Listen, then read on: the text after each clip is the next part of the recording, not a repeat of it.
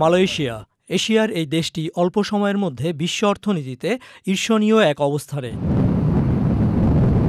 জমজমাট এই বেসাতিতে ভাগ্য যাচাইয়ে সারা বিশ্বের মতো লাখে লাখে বাংলাদেশি পাড়ি জমিয়েছেন।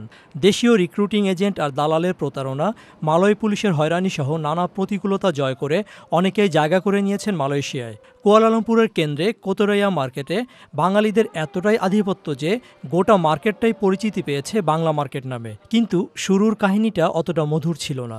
আমি তো ২০ বছর মালয়েশিয়াতে, এই ২০ বছরে আমার যতগুলো ব্যবসায় আমি এখানে করেছি প্রত্যেকটা ব্যবসায়ী বাংলাদেশি এবং এক্সপাট্রিয়েটদের সম্পর্কযুক্ত। আমি 94-এ যখন মালয়েশিয়াতে প্রথম দোকান দিই তখন অবশ্য বাংলাদেশের দোকান একটাই ছিল, সেটা আমার।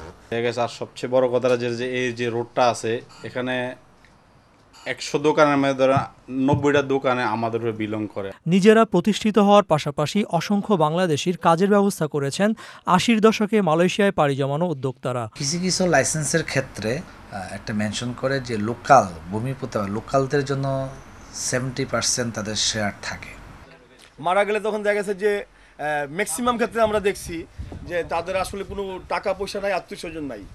তো সেই ক্ষেত্রে আমরা ওই সব দোকানদারের কাছে গিয়ে মানে টাকা চান্দা একতা করে এখানে যে সার্ভিস আছে যারা লাশ পাঠায় ওই সার্ভিসকে দিয়ে এমবিসিতে পাঠাই একটা কনসার্ন লেটার বাইর করে তখন তার লাশটা দেশে পাঠানো হয়। এরকম নিস্তরঙ্গ প্রবাস জীবনে দেশীয় ব্যবসায়ীদের প্রতিষ্ঠানে কাজ করার সুযোগ পেয়ে সন্তুষ্ট বাংলাদেশি শ্রমিক। আমার বাড়ি নোয়াখালী, এখানে ব্যবসা করতেছি। আসি এখানে দেশি খাবার পাওয়া যায়, ভালো লাগে, দেশি সব কিছু পাওয়া যায়।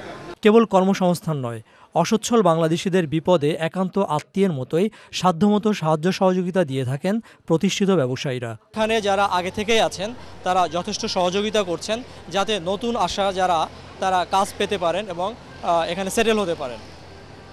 কুয়ালালামপুর থেকে রিজভি নওয়াজ, চ্যানেল আই।